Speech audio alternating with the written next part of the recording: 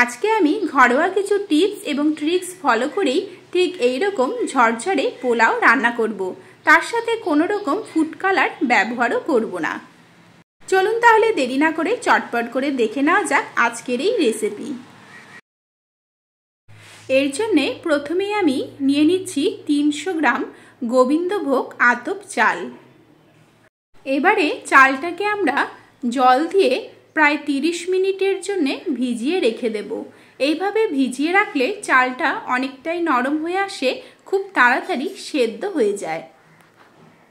30 minute পরে ফিরে এলাম। চালটা দেখুন অনেকটা ফুলে উঠেছে। এবারে আমরা জলটা ঝরিয়ে নেব।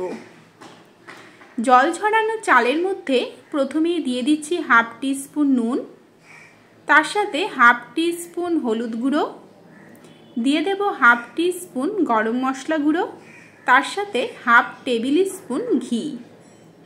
আজকের এই পোলাও রান্নাতে আমি অন্য কোনো ফুড কালার ব্যবহার করব না। এই হলুদের কালারেই দেখবেন কালারটা খুব সুন্দর চলে আসে। এবারে ভালোভাবে চালটাকে মেখে নিতে হবে। আমি হাত দিয়েই মেখে নিচ্ছি, আপনারা চামচ দিয়েও মেখে নিতে পারেন। এবারে চালটাকে আমরা 10 মিনিটের জন্য ঢেকে রেখে দেব।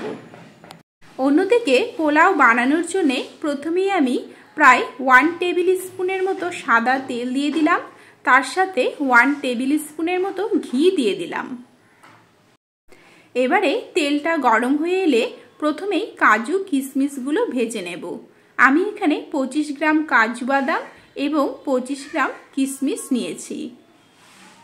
অবশ্যই একটা জিনিস মনে রাখবেন, কাজু কিশমিশ ভাজার সময় গ্যাসের ফ্লেমটা একদম লো করে ভাজবেন, না হলে কিন্তু চট করেই এগুলো পুড়ে যেতে পারে।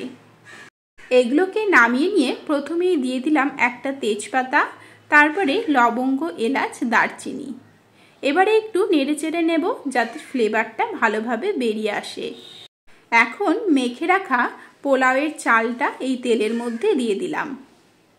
গ্যাসের ফ্লেমটা লোতে রেখেই চালটাকে আমরা 5 থেকে 10 মিনিটের জন্য ভেজে নেব। নেড়ে যেতে যেতে যখন দেখবেন চালটা পুরো ঝরঝরে হয়ে এসেছে, তখন বুঝতে হবে ভাজা হয়ে গিয়েছে। প্রায় 5-6 মিনিট পরে ফিরে এলাম। এখন দেখুন চালটাও ঝরঝরে হয়ে এসেছে, তার সাথে কিন্তু হালকা একটু কালারটাও চেঞ্জ হয়েছে। এই রকম চালটা ভেজে নিলে পোলাওটা খুবই ঝরঝরে হয়। এখন আমরা এর মধ্যে 2 গ্লাস জল মেশানো দুধ দিয়ে দিচ্ছি। আপনারা হয়তো লক্ষ্য করেছেন আমি এই গ্লাসের মাপ করেই প্রথমে কিন্তু 1 গ্লাস চাল নিয়েছিলাম। 1 গ্লাস চাল নিয়েছিলাম, তার জন্যে ঠিক তার ডবল 2 গ্লাস দুধ এর মধ্যে দিয়েছি। এবারে নেড়ে চেড়ে নিয়ে লো ফ্লেমেই আমরা ঢেকে রেখে প্রথমে 10 মিনিটের জন্য হতে দেব।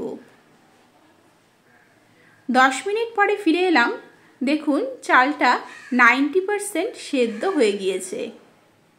একটু নেড়ে চেড়ে নিয়েই আমরা এর মধ্যে প্রায় 2 টেবিল স্পুনের মতো চিনি দিয়ে দেব। চিনিটা এখানে আপনাদের স্বাদ অনুযায়ী কম বেশি করতে পারেন।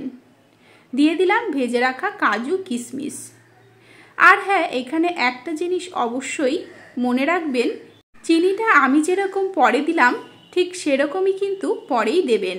আগে দিলে চালটা ঠিকঠাক করে সেদ্ধ হবে না। এবারে আমরা আবারও 5 মিনিটের জন্য ঢেকে রেখে লো ফ্লেমেই রান্না করে নেব। 5 মিনিট পরে ফিরে এলাম।